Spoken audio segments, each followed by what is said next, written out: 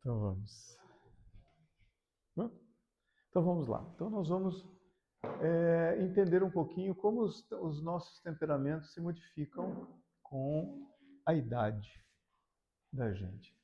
Então eu queria que vocês me dissessem onde fica este lugar. Este lugar. Este lugar. Esse é o céu. Pois é. As estrelas, ele fotografa as estrelas.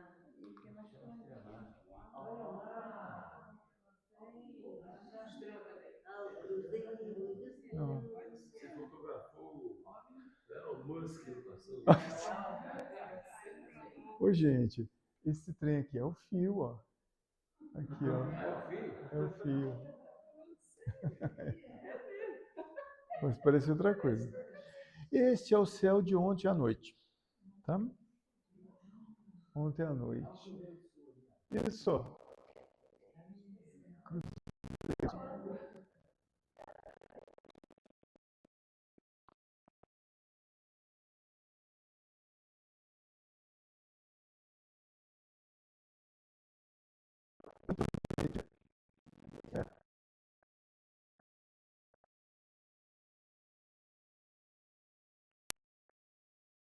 Agora, essa foto aqui foi bem legal. Eu fiz com o celular, tá? Mirando para cima.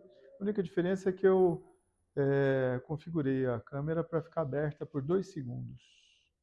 2 segundos. E ela gerou essa imagem. Então, olha, não sei se vocês conseguem ter uma ideia bem interessante aqui, ó. Tá vendo um grupinho de 3 estrelas aqui?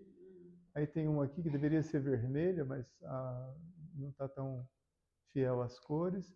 E depois parece que faz um anzol aqui, ó. Tá vendo?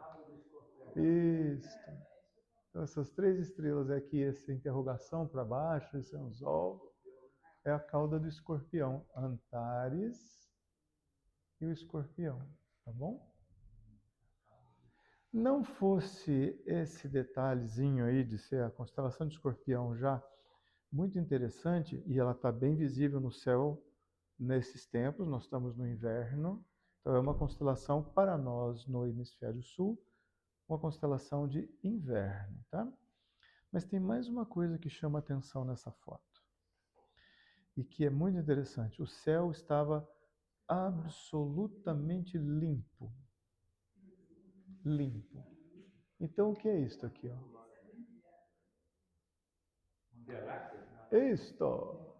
Então, para a gente reconhecer, quando a gente estiver olhando a cauda do escorpião, esse finalzinho aqui, tá? Esse é o centro da Via Láctea, tá? Então, essa luminosidade são bilhões e bilhões e bilhões de estrelas, que obviamente a gente não tem a diferença para separar esses pontos, né? Nós não temos megapixels suficientes, né? Então ela forma essa luminosidade.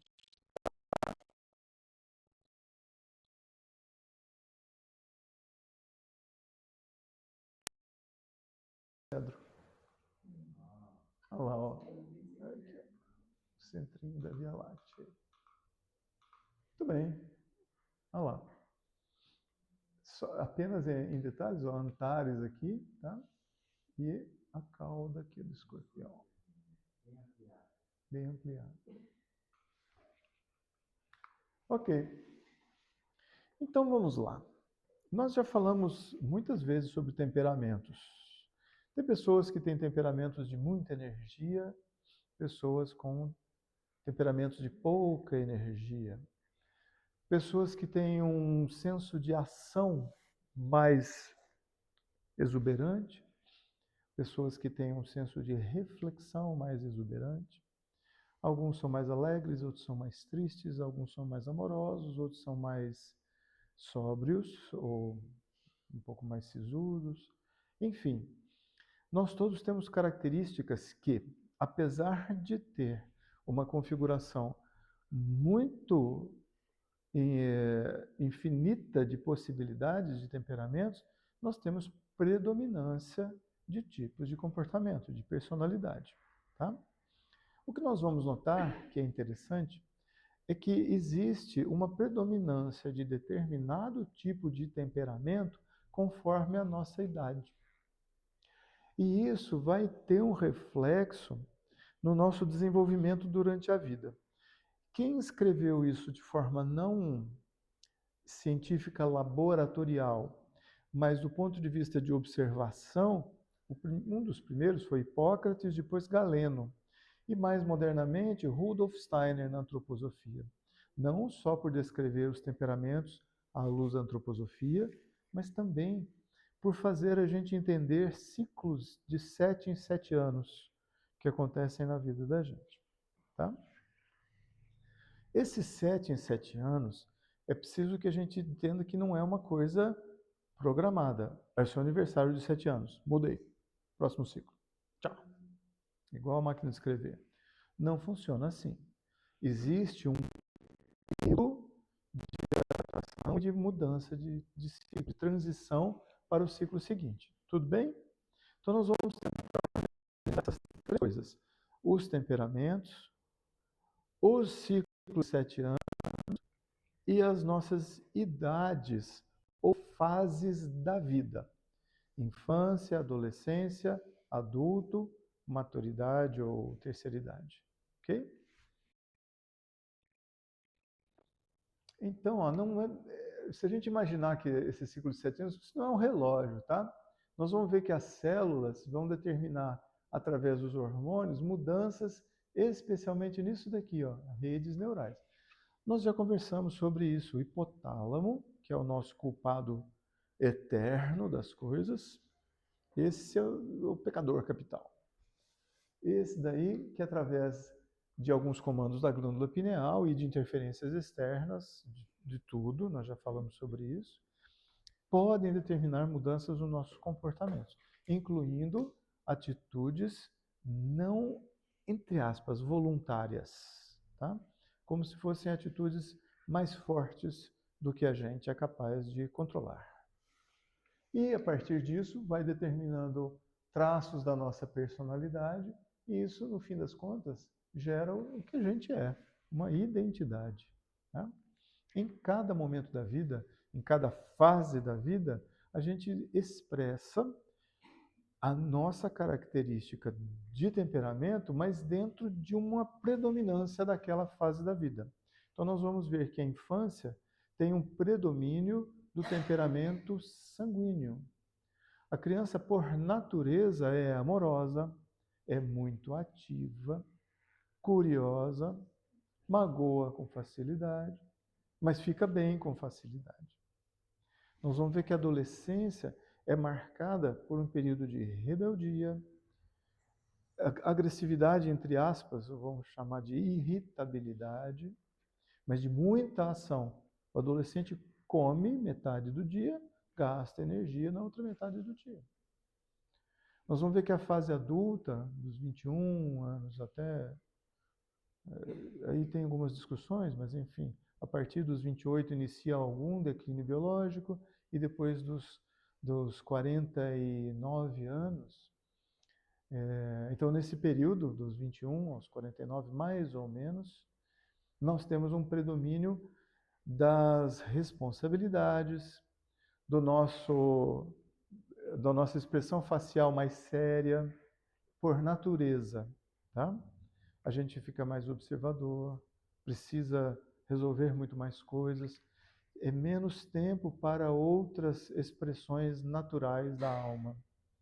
E depois desse período, sobrevém a predominância do tipo fleumático, em que a gente adquire uma certa sabedoria e tem um motivo para a sabedoria residir na terceira idade. Existe um pulo do gato nessa história, que dá para a gente guardar a partir de agora. É quando o ser humano reconhece que tem mais tempo pela frente do que o tempo que já viveu. Quando o ser humano percebe isso, essa diferença de que o tempo a partir de agora é contado, ele se abre para essas percepções. E nós vamos ver que ele valoriza mais relacionamentos de qualidade, pensa um pouco mais antes de agir, reflete no sentido de fazer escolhas que são mais proveitosas. E isso vem com a terceira idade, vamos chamar, o termo é ruim, mas enfim, vem com o período fleumático da vida. Tá? Vamos ver um pouquinho disso. Está claro até aqui? Então, a biografia humana, que são aqueles ciclos de 7 em 7 anos descritos pelo Steiner, eles surgem de uma interação dessa predominância de temperamentos em cada fase da vida da gente. Tá? Então, vamos lá. Eu sempre vou deixar uma referência aqui. Oi? Você falou que quando ele percebe que tem menos tempo do que o que ele já viveu. eu restringi um pouquinho. Ah, não, desculpa. Do que o que ele já viveu. Exatamente. Por exemplo. Olha, eu tenho 57 anos. Eu sei que eu tenho mais 56. Então é menos tempo do que eu já vivi. Desculpa, é isso aí, Jetão. Pois é. Oi, fala assim. Tem mais tempo para viver com a consciência que ele teve agora, ele vai ter muito mais evolução. Essa é a sabedoria da terceira idade. Ela é uma sensação.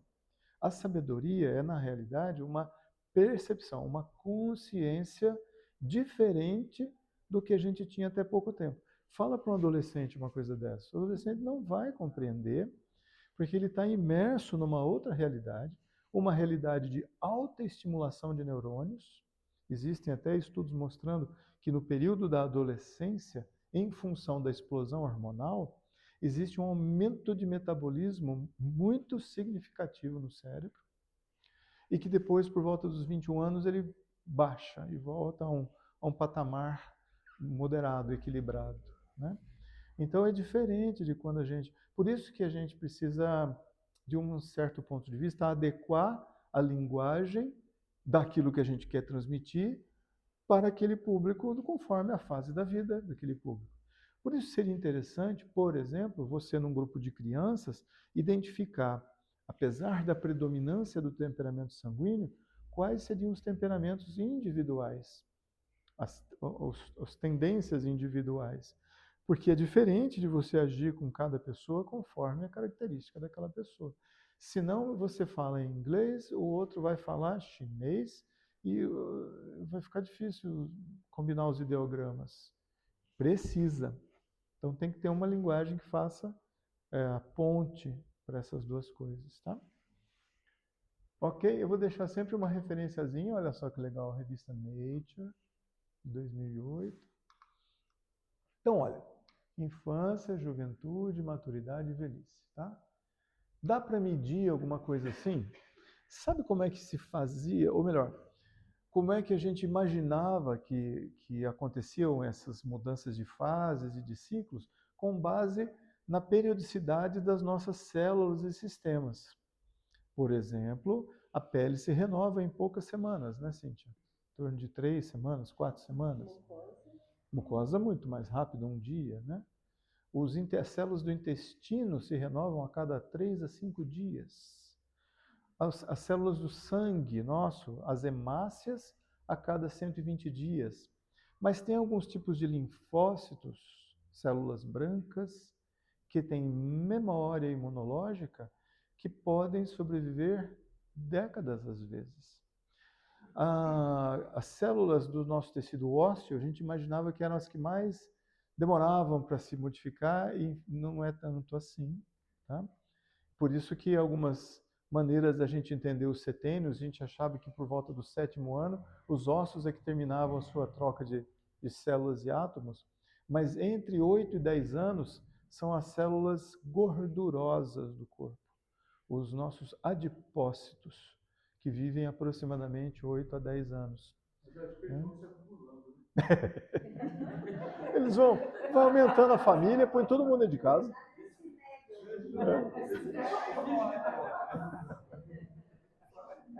Olha, tem que ter uma compensação, não é possível. É bem por aí, Jefferson. Bem por aí mesmo. Então vamos lá. Lá atrás, Hipócrates, com a teoria dos humores, né? Lembra aquela história de viver a cor da bile, né? Das pessoas, para dividir bile amarela, bile vermelha, bile negra, bile branca. Né? Depois, Galeno também já começou a gerar mais características comportamentais do que apenas biotipos. Steiner trouxe o conceito dos setênios. A psicologia moderna identifica isso como crises psicossociais. Crise da meia-idade, a crise da adolescência, a crise da transição para a fase adulta, né? A crise da menopausa. No fundo, são ciclos regulados por uma estruturinha, uma estruturazinha que nós temos lá no meio da cabeça, que se chama glândula pineal. Ou pelo menos ainda tem o nome de glândula pineal. Tá bom? Oi. Isso estão somados também as experiências. Isso, claro.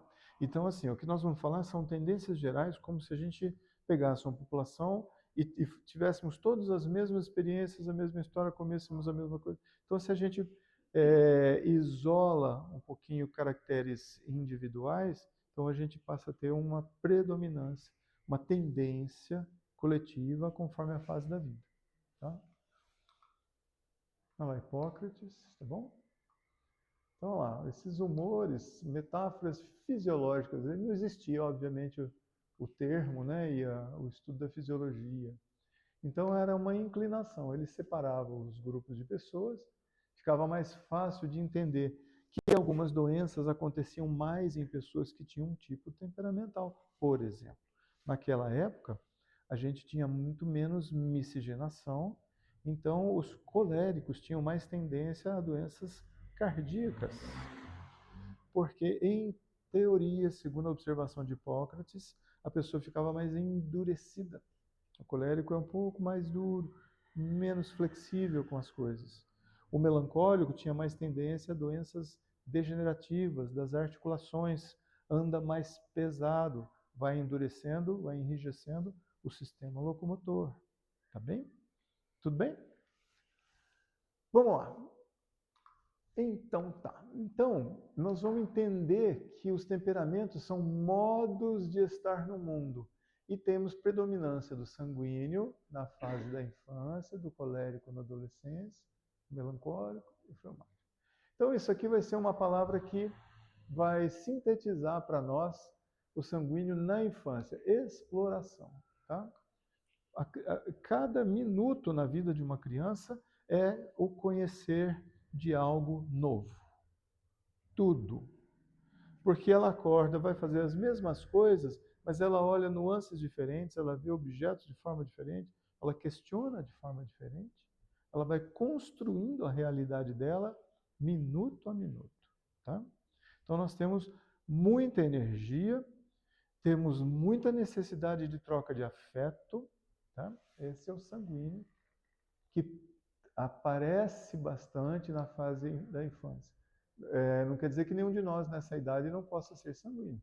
Aqui tem pelo menos uma meia dúzia que é sanguíneo até melar, né? Nós já sabemos. Colérico, ação, agir. Essa aqui é a palavra que vai sintetizar o colérico e a adolescência. A gente acha que o adolescente de hoje fica muito paradão. Isso é uma patologia do período da adolescência atual. Tá? Não é que o adolescente seja assim, ao contrário. A tendência é de um adolescente se gerar muito estímulo. Então, a gente está observando agora, nessa fase moderna, né, da sociedade, as patologias das fases da vida. O melancólico, a palavra que vai definir vai ser reflexão, porque a gente, olha só que interessante, a gente começa numa fase aqui, até 7 anos a primeira e a segunda parte da infância até os 14. A gente atravessa um período que a gente chama do período quero o quê? Ou quero isso. A criança quer tudo. E a gente providencia sempre a maior parte das coisas. Não sei se isso é certo ou errado, mas a criança quer. Ela quer um sorvete, ela quer brincar, ela quer dormir, ela deseja. Tá? Nessa fase aqui do colérico, isso aqui é um hiato, essa fase do quero que começa a ser contaminada pela maturidade do pensamento. Então é como se nós tivéssemos o corpo físico fazendo uma curva assim, ó. Está desenvolvendo o corpo físico, está subindo essa curva. Enquanto o corpo físico vai se desenvolvendo para cima, o pensamento vem se aproximando do corpo físico. O pensamento precisa ancorar no corpo. A criança não tem discernimentos suficientes para viver uma vida em sociedade independente. Então, o pensamento na criança, ele é mais dissociado, não no sentido patológico, mas ele fica um pouco mais distante da vida biológica, da vida material. Conforme a gente vai adolescendo, o pensamento vem se aproximando do corpo físico. Em teoria, ele toca o corpo físico por volta dos 21 anos, onde a gente tem uma maturidade do corpo mental.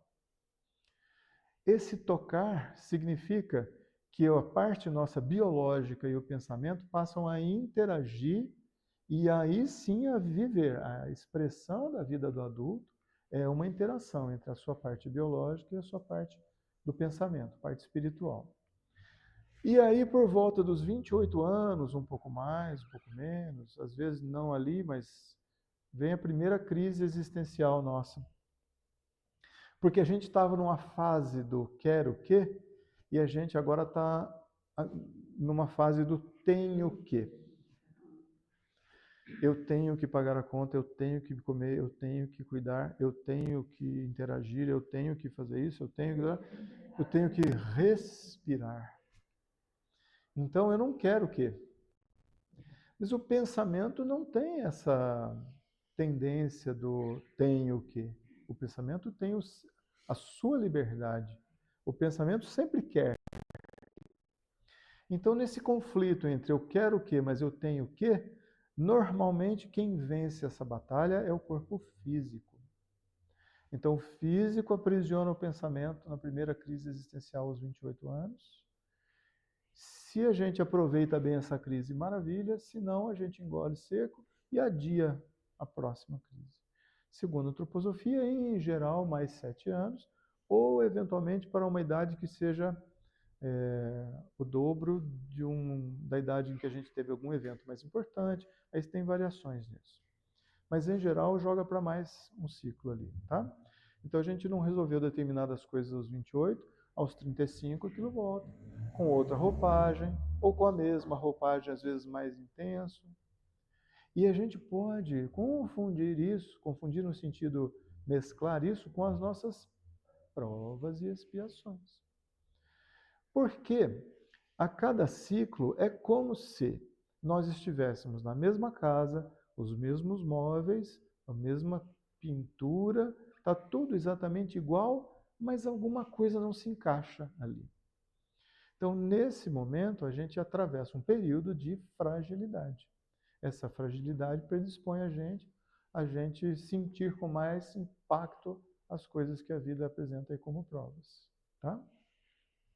Depois, a palavra que vai expressar ou vai sintetizar o fleumático, ou a fase nossa da terceira idade, vai ser integração. O fleumático vai integrar as experiências que ele passou e juntar todos, vai fazer o saldo das boas experiências e vai refletir sobre o que falta fazer na vida ainda.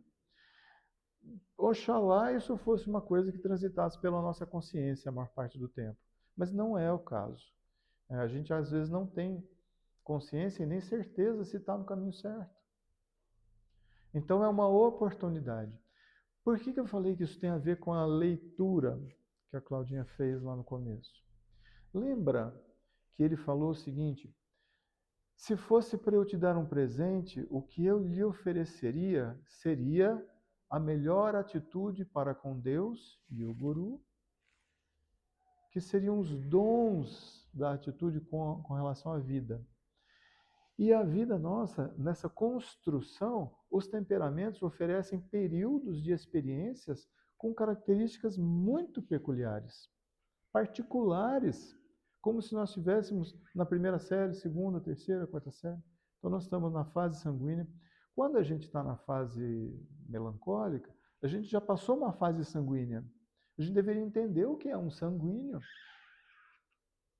Agora, das 3 primeiras fases da vida, a gente ainda não vivenciou a fase fleumática, exceto para quem assim o é. Então é difícil entender o fleumático. Pouca energia, serenidade inerente, desejo de não fazer no lugar de querer fazer, porque está bem do jeito que está. E a gente interpreta isso como indolência, por exemplo. Tá? Olha que difícil que é.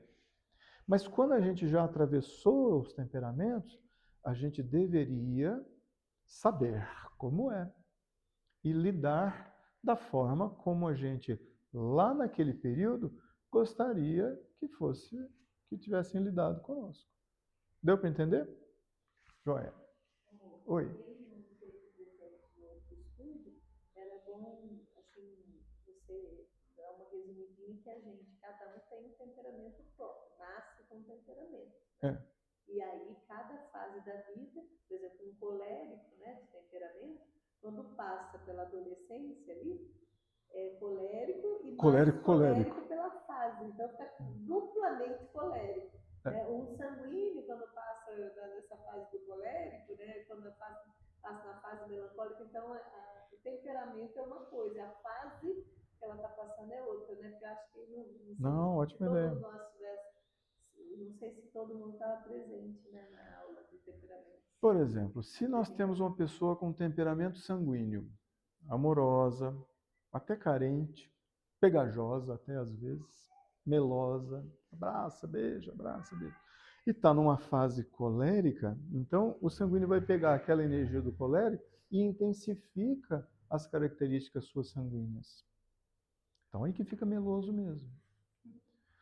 Um melancólico numa fase sanguínea equilibra um pouco a periodicidade dos momentos de introspecção, tristeza, de baixa energia, de sensação de menos-valia que o melancólico costuma apresentar. Então, cada um desses temperamentos, quando está atravessando as outras fases, intensifica as suas tendências não positivas. Tá?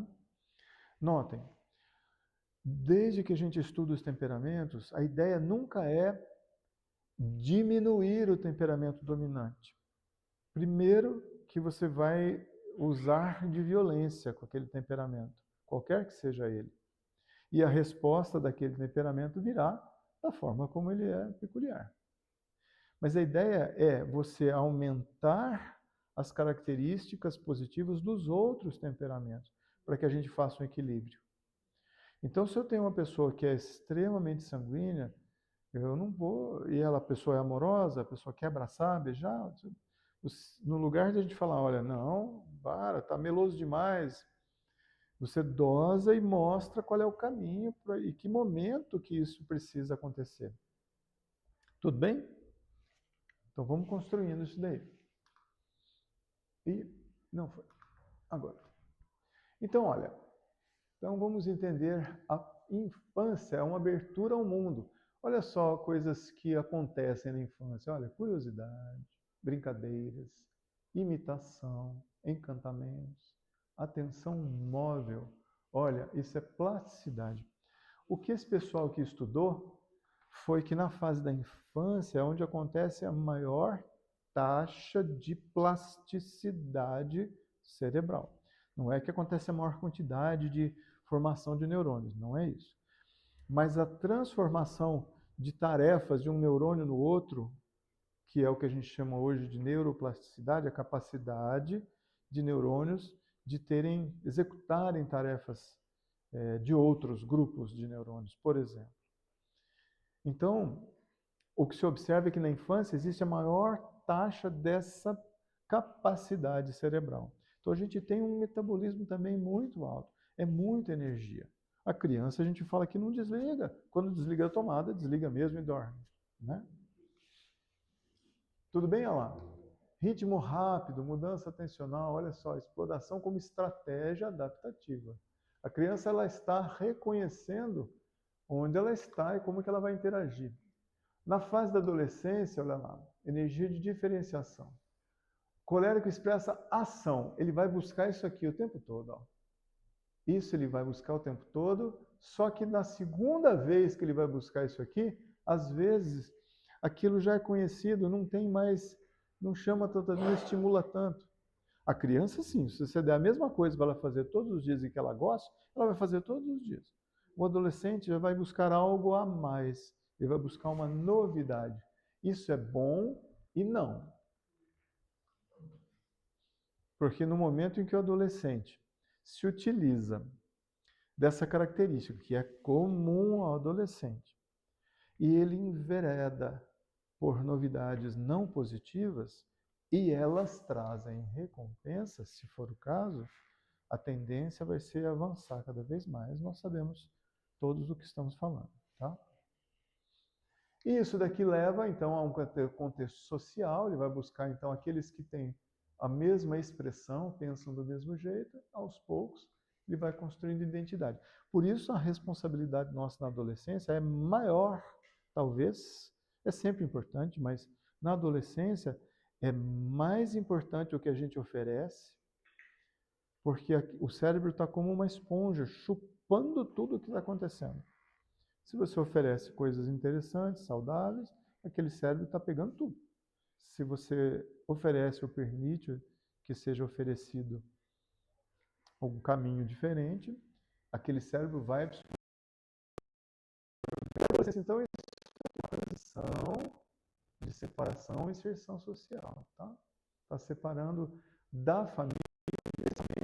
A gente fala que o adolescente briga demais na família. Mas essa briga, ela tem, entre aspas, dentro desse estudo que eu vi aí, ela tem uma função, olha só, não é de maldade em geral, mas é uma função de geração de identidade. O adolescente vai questionar a família porque tem uma certeza, ou melhor, é uma certeza que não é plena, mas o adolescente tem pelo menos uma expectativa de que a família não o abandona. Então, ele testa os limites e pode ser mais agressivo porque ele sabe que aquele núcleo não o abandonará. E isso, nós estamos falando de uma regra, de um padrão. Porque quando abandona, nós temos patologias sociais individuais mais graves. Mas o adolescente, por exemplo, ele briga com os pais porque sabe que os pais não vão deixá-lo. Então ele tem uma tranquilidade em testar os limites a mais. Tá? O que mais? O adulto na fase, entre aspas, madura, né? Com profundidade, ó, responsabilidade e forma. Tá? Não é depressão no sentido patológico também. E olha só, isso aqui era o que se imaginava nesse período histórico do estudo dos temperamentos, olha. Busca de profundidade, organização e prudência. E hoje a gente vê, do ponto de vista neurofisiológico, que isso daqui é um controle, especialmente na região do córtex pré-frontal, onde nós já estudamos, reside o nosso superego, entre aspas, o nosso sensor, aquele que diz para nós, isso não pode, isso pode, isso aqui não deve, olha lá. Tá? E aí existe um excesso de atenção desses núcleos. Tá? Por outro lado, isso daqui começa a acontecer. Nessa fase melancólica, a gente já tem aí um indício de percepção de que o tempo está indo. Porque até a fase da adolescência, a gente não imagina que nada vai acontecer. Nessa fase da melancolia, nessa fase do adulto, isso começa a aparecer na vida da gente. Opa, peraí. É onde algumas experiências de adoecimento trazem um pouco mais de prudência. É como se nós antes fôssemos incendiários e agora somos bombeiros. Então a gente muda um pouco a relação com a vida, porque percebe a importância do tempo, especialmente do tempo que resta, que a gente não sabe. Mas a gente passa a valorizar mais o tempo, tá? E aí sim, na fase fleumática, olha, a velhice nossa é uma integração, seleção do que é para nós essencial. Isso daqui acontece mais, ó, o tempo percebido, tá? Talvez por uma diminuição de metabolismo natural, talvez pela percepção e pela experiência de tudo que já se viveu, a gente evite determinadas coisas que a gente sabe que não tem um resultado definido. Então, o desconhecido, o indefinido, passa a ser uma coisa que a gente não procura. Estou falando isso em termos sempre gerais, tá? A gente deixa de procurar coisas que a gente não sabe o resultado. Enquanto mais jovem, você sai pela vida mochilando. Você é capaz, você vai para outros países, você põe lá uma mochilinha aqui nas costas e vai. Nessa fase da vida, tá, mas onde que eu vou dormir? E se eu precisar de um remédio, qual é o meu deslocamento? Entendeu? Então, assim, muda um pouco a relação que a gente tem com os aspectos gerais da vida, tá? Olha, prioridade afetiva, tá? A gente passa, os avós da gente abraçam a gente porque amam incondicionalmente a gente, não só querem um abraço, só querem, não quer mais nada, tá tudo certo, tudo foi nessa fase a gente gera menos conflito e integra as experiências que a gente teve durante a vida. A percepção de que o tempo é limitado, a mente vai começar a escolher o que é importante, tá? Certo? Esse aqui é o Steiner, então, que trouxe para nós aquela diferenciação em setênios. Então, nos setênios, acho que tem uma coisa que olha lá. Até os 7 anos é o nosso desenvolvimento de corpo biológico mesmo, de expressão material, né, do nosso ser. Dos 7 aos 14, a segunda fase da infância, inicia-se uma socialização mais contundente. Então a criança deixa de espelhar um pouco os pais e começa a espelhar um pouco as amizades, vai fazendo uma transição para uma identidade que tem uma referência, mas a criança precisa saber se a dela é aquela referência. Então ela compara e vai experimentando as referências externas. Tá? Aqui acontece por volta, nessa transição, a puberdade, tá? E aí é desenvolvimento emocional. Até os 20 anos é um período muito intenso. Veja só, aqui eclode, a glândula pineal fala lá para os ovários e para os testículos. Despeja hormônio aí. Está na hora de padecer um pouquinho. E aí vem a adolescência. E esse padecer é bem sociofamiliar, né? Então, o desenvolvimento da alma, tá? Do corpo emocional. Aos 21 anos, eu finalizo o desenvolvimento mental. E aí, olha, inicia-se uma fase de mais responsabilidade do ponto de vista social. Porque até aqui, a gente ainda vive um pouco mais família, está vivendo emoções, mas sem a menor chance de pensar nas consequências futuras, a longo prazo, do que a gente está experimentando. Depois dos 28 anos, são as metamorfoses adultas.